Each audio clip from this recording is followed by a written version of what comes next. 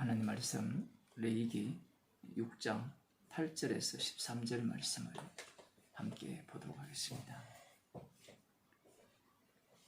여호와께서 모세에게 일러 가라사대 아론과 그 자손에게 명하여 이르라. 번제의 규례는 이러하니라. 번제물은 단위 석쇠 위에 아침까지 두고 단의 불로 그 위에서 꺼지지 않게 할 것이요. 제사장은 세마포 긴 옷을 입고 세마포 고위로 하체를 가리우고 단 위에서 탄 번제의 재를 가져다가 단 곁에 두고 그 옷을 벗고 다른 옷을 입고 그 재를 진 바깥 정결한 곳으로 가져갈 것이요. 단 위에 불은 항상 피워 꺼지지 않게 할지니 제사장은 아침마다 나무를 그 위에 태우고 번제물을 그 위에 벌려놓고 화목제의 기름을 그 위에 살을 찌며 불은 끊이지 않고 단 위에 피워 꺼지지 않게 할지니라. 아멘. 1장에서 이미 번제에 대해서 말씀을 하셨지만 오늘 본문에서 번제가 갖고 있는 어떤 특성이라고 할까요? 번제를 드리는 그 절차, 그 과정과 그리고 마지막 제를 어떻게 처리하는지 그러한 내용들이 담겨 있습니다. 아론과 그 제사장들이 감당할 일입니다. 오늘 본문은 여기에 보면 번제의 규례는 이러하니라. 번제물은 단위 석쇠 위에 아침까지 두고 단의 불로 그 위에서 꺼지지 않게 할 것이요. 민수기 28장 3절 4절을 보게 되면 하나님께서 상번제를 명하십니다. 1년 되고 흠없는 수양을 아침과 저녁으로 번제를 드려라고 명하고 계십니다. 그래서 오늘 본문에 나오는 이 번제의 물을 아침까지 두고 단의 불로, 그 번제단의 불로 그 위에 꺼지지 않게 할 것이요. 불은 계속해서 꺼지지 않고 탑니다. 그 불 위에 번제단이 있고 번제단 안쪽에 그 녹거물이라고 할까요? 그것이 있는데 그 위에 번제물이 올려지는데 밤새도록 제가 되고 제가 될 때까지 태운다는 겁니다. 완전히 제가 될 때까지. 이렇게 보게 되면 아침에 드리는 번제가 또 있죠. 아침 저녁으로 번제를 드리니까 이 제를 두 차례 옮겼는지는 성경에는 정확히 나오지 않지만 옮겼을 수가 있어요. 두 차례 정도 이 제를 처리했다라고 볼 수가 있는데 지금 여기에서 우리가 주목해야 되는 부분이 첫 번째로 이 불이 꺼지지 않아야 된다는 겁니다. 여러분이 잘 아시다시피 이 불은 어디에서 왔습니까? 시내산에서 내려온 불이거든요. 시내산에서 내려온 불은 심판의 불입니다. 시내산에 계셨던 여호와 하나님께서 이스라엘 백성과 함께 거하시지요. 여호와 하나님이 이스라엘 백성과 함께 거할 수 있는 조건은 불심판을 통과하는 그 조건 외에는 여호와의 이름이 그들과 함께 동행할 수가 없습니다. 그래서 지금 불은 꺼지지 않는 겁니다. 남들이 보기에 그냥 연극하는 것 같지만 그렇게밖에 안 보이죠. 그럼 우리의 인생도 연극에 불과한데요. 금세 저 땅이 우리를 부르잖아요. 저 산이 우리를 부르는 게 아니고 흙으로 들어오라고 부르고 있지 않습니까? 다 연극 무대에서 배역을 맡아서 역할을 할 뿐입니다. 실제로. 그런데 이 연극같이 보이는 이 회막에서 이루어지는 이 번제, 이것이 연극이 아니라 실제라는 겁니다. 여기에서 불이 꺼지지 않아야 되고, 만일에 불이 꺼진다면 오히려 불이 꺼진 그것으로 인하여서 불심판이 임하는 겁니다. 여기에서는 불이 꺼지지 않아야 되고, 이 불로 인하여서 이 번제물이 24시간 타야 된다라는 겁니다. 물론 낮에는 아침에 번제물을 드린 이후에 화목제를 드리고요. 물론 소제도 여기에 포함되고 있고요. 그 외에 속죄제를 드릴 수 있고 속건제를 드릴 수 있고 화목제를 또 드릴 수 있는 그러한 제사가 계속해서 이루어지는 겁니다. 번제 안에 이 모든 것들이 들어가 있다고 볼 수 있는 겁니다. 그래서 이 단의 불로 그 위에 꺼지지 않게 할 것이라. 여호와 하나님의 진노하심이 이 정도로 강렬하다는 겁니다. 이 진노하심이 이 번제물로 인하여서 번제물이 대신 당함으로 말미암아 제사장이 살고 이스라엘 백성들이 산다라는 겁니다. 제사장은 그 일을 감당하는 거예요. 그래서 제사장이 하는 일은 불을 꺼지지 않게 해야 됩니다. 참 독특하죠, 이런 것들도. 불이 심판의 불인데 그 불을 누가 관리합니까? 제사장이 관리하죠. 그러면 제사장 입장에서는 이 불이 별것 아니라고 생각할 수 있죠. 별것 아니라고 지 마음대로 했다가는 불에 타 죽습니다. 제사장은 이것을 관리하면서 하나님이 어떠한 분이고 하나님께서 이 번제물을 어떻게 하셨기에 자신들이 살 수 있는지 하나님과 동행할 수 있는지 그것을 증거하는 자들이죠.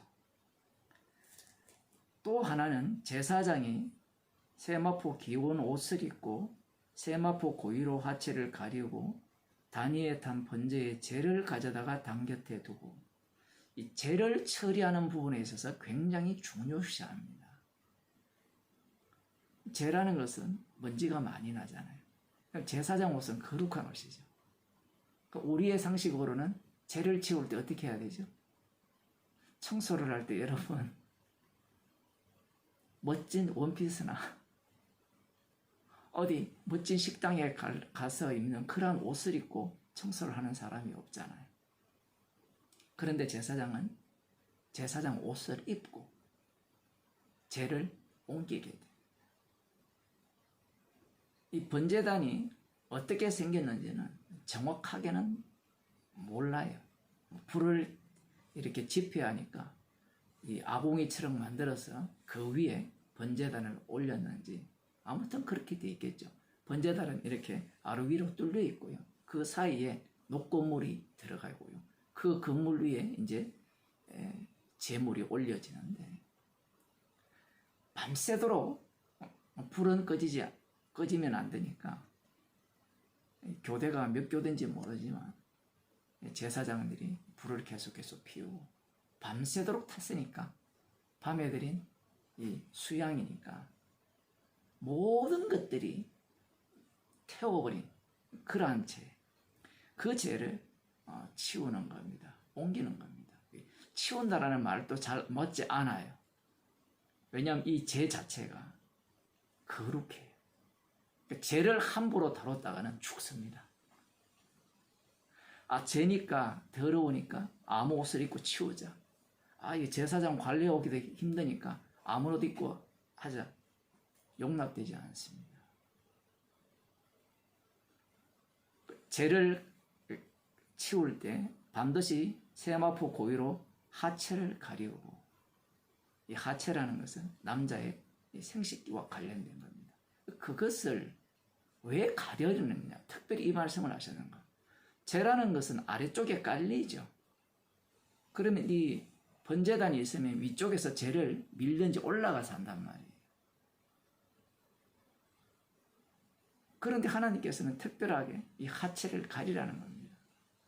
우리는 제사장은 거룩하다 생각하잖아요. 이미 거룩한 제사장이 제사 임무를 감당하잖아요. 그런데 하체를 가리라는 말은 그 거룩 자체가 너의 소유가 아니라는 겁니다. 거룩히 되었음에도 불구하고 거룩하지 않다라는 내용을 담고 있는 거예요. 중요한 것은 이 번제물은요, 인간 걸 안 받는다라는 겁니다. 흠 있는 인간이잖아요. 죄인은 안 받아요. 그것을 지금 여기에서 보여주는 겁니다. 그러면서 죄라는 것조차도 번제물이라는 거예요. 번제물 앞에 까불지 말라는 겁니다. 다 태워 먼지가 풀풀 나니까 미세먼지가 얼마나 많겠어요. 12시간을 태웠다 치면 뭐 그 정도는 아니라다 6시간을 태웠다 치면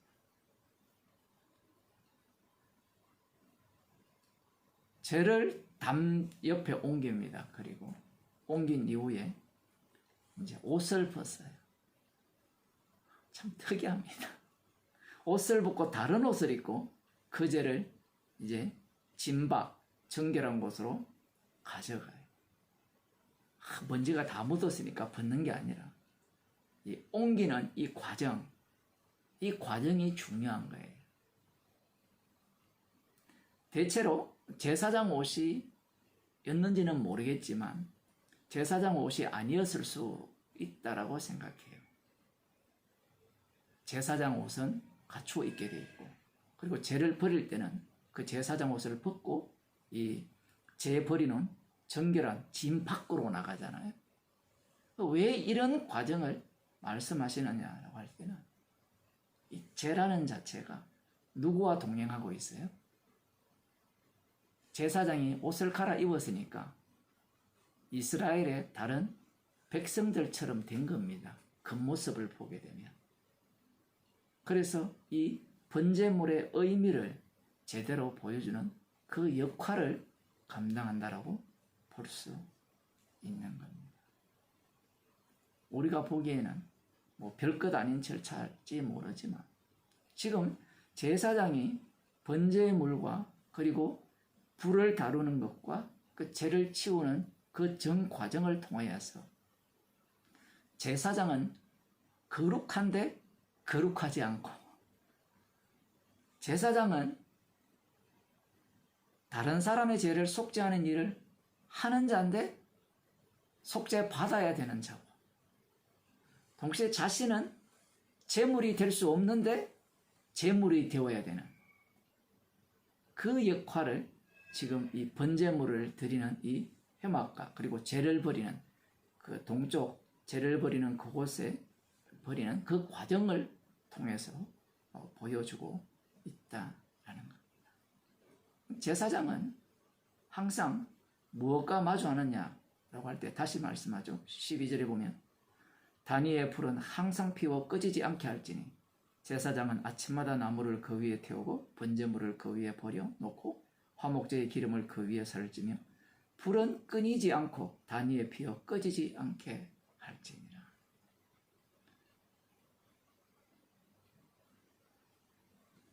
앞서도 말씀드린 바와 같이 불을 꺼뜨리면 그 불이 제사장을 삼키게 되어 있어요. 이것을 통하여서 제사장은 심판 속에서, 불심판 속에서 어떻게 하나님과 동행할 수 있는가, 그것을 불을 꺼뜨리지 않으면서, 그리고 이 번제물을 드리는 그 절차 과정 속에서 자신들이 어떻게 하나님의 은혜를 잊고 살아가는가를 보여주는 역할을 감당하는 겁니다.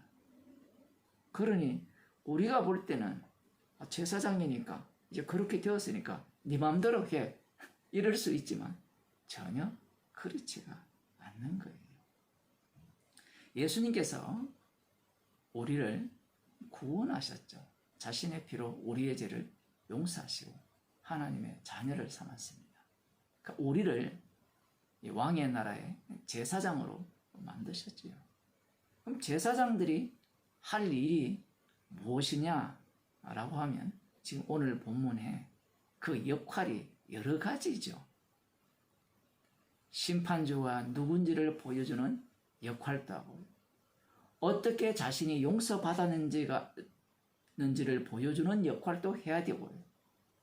또 동시에 대신 죽은 분이 누구신가를 보여주는 역할도 해야 되고요. 또 동시에 대신 죽으신 분을 보여주는 죽는 자의 역할도 감당해야 된다는 사실입니다.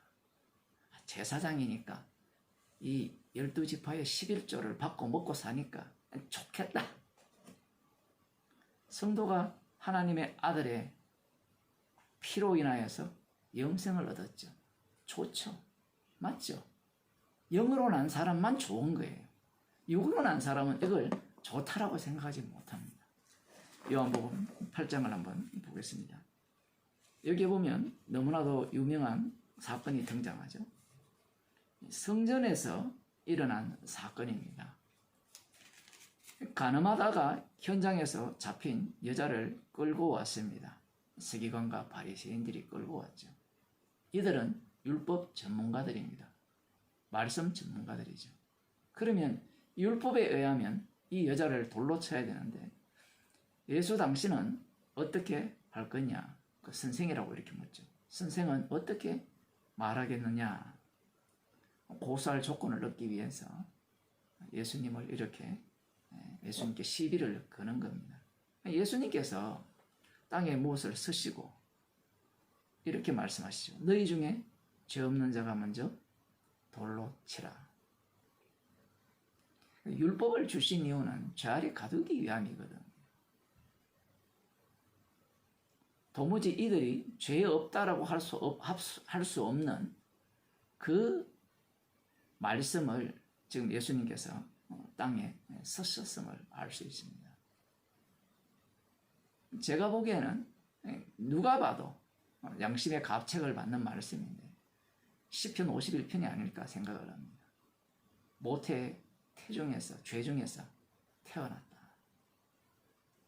다윗이 그러하다면 어느 누구도 여기에서 벗어날 인간이 없고, 또 동시에 여기에 보면 늙은 사람부터 젊은이까지 물러가는 것을 볼 때 그들이 갖고 있는 어떤 그 경험들이 많을수록 죄가 더해졌다라는 어떤 그러한 것들을 볼 수가 있습니다.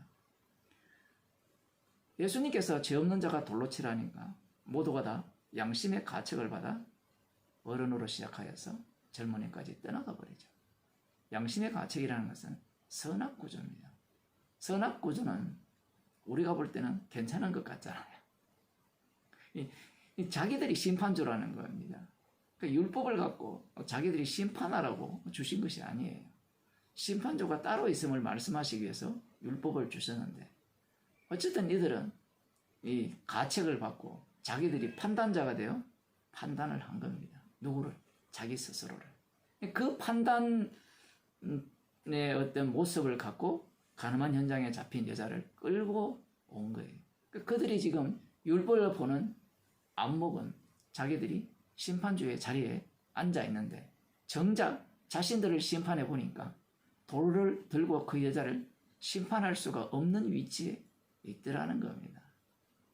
그러면 간단하게 예수님 앞에 주여 죄인입니다. 불쌍히 여기옵소서라고 하면 되는데 주님이 불러주시지 않으면 그런 태도를 가질 수가 없습니다. 지금 제가 오늘 여기 본문에서 오늘 본문과 연결해서 말씀드리고자 하는 것은 이 가늠한 현장에서 잡힌 여자입니다. 이 사람은 에베소서에 의하면 창세전에 그리스도 안에서 택함을 받은 자예요. 시간적 순서는 주님 앞에는 아무런 의미가 없습니다. 예수님께서 나도 너를 정죄하지 않는다라는 거죠. 정죄하지 않는다라고 했을 때는 그 바탕이 이미 심판을 예수님이 대신 받으셨고 그 심판 속에 이 여자가 합류당했다라는 겁니다.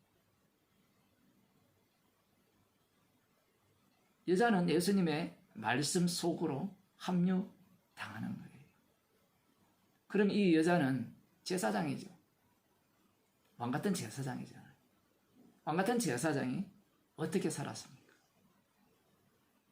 가늠한 현장에서 잡히는 인생을 산 거예요. 제가 성경을 이상하게 해석한다고 생각하지 마시고요. 다윗이 현장에서 안 잡혔는데 현장범으로 잡혔잖아요. 예수님의 이 죽으심이죠. 나도 너를 정죄치 않는다. 이 정죄치 않는 이 능력은 십자가에서 나옵니다. 십자가를 증거하기 위한 인생이라는 거예요. 인간들은 자기 자신을 몰라요.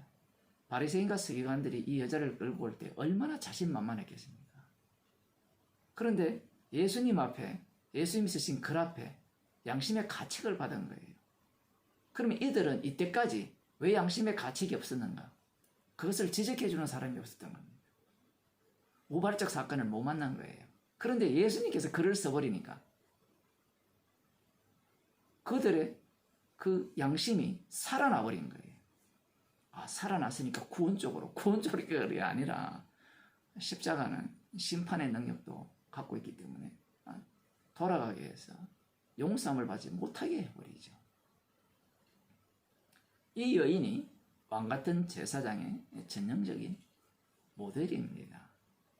그러면 이렇게 사는 것으로 끝나느냐라고 할 때는 오늘 본문을 이렇게 들여다보면 너는 아니고, 너는 이고, 너는 아니고, 이런 요소들, 그리스도 안에서 살아가는 인생으로서 십자가의 피 능력, 그 능력만을 자랑하는 인생을 살아가는 자가 성도입니다. 그래서 우리의 모습이 다양한 모습을 담고 있는 거예요. 주님이 하신 일을 담고 있고요. 그 하신 일이라는 것이 굉장히 복잡하죠. 우리의 죄를 용서한 것도 담고 있고요. 주님이 하신 일도 담고 있고요. 그래서 우리를 이 십자가의 정인으로 이 땅을 살아가게 하면서 주님이 이 땅에서 살았던 그 인생을 살게 하시는 겁니다. 결국은 이 세상으로부터는 도무지 필요 없는 버려야 하는 제 취급을 받습니다. 기도하시겠습니다. 십자가 안에서 용서받았기에 용서받은 사랑을 우리의 다양한 모습을 통하여서 정극케 하시고, 그러하기에 십자가만 자랑할 수밖에 없고, 십자가만 자랑하기에 아무 소용없이 버려지는 젖처럼 데워가는 주님이 걸어가신 그 길로 걸어가는 것이 영광의 길이요 생명의 길임을 알게 하시고 기쁨으로 걸어가는 주의 백성이 되게 하여 주옵소서. 예수님 이름으로 기도드립니다.